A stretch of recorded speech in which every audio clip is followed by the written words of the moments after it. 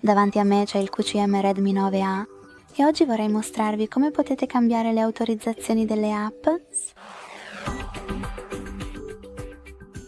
Iniziate aprendo impostazioni e scorrendo verso il basso fino a Accesso, Protezione della Privacy. Poi toccate tutte le autorizzazioni e selezionate una di quelle funzionalità per gestirla.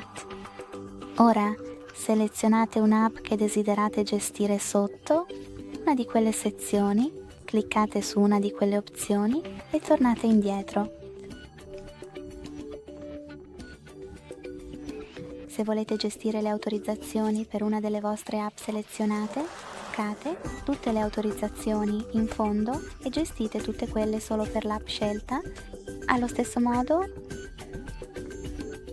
Bene, allora, se ti è piaciuto questo video lascia un mi piace, commenta e iscriviti.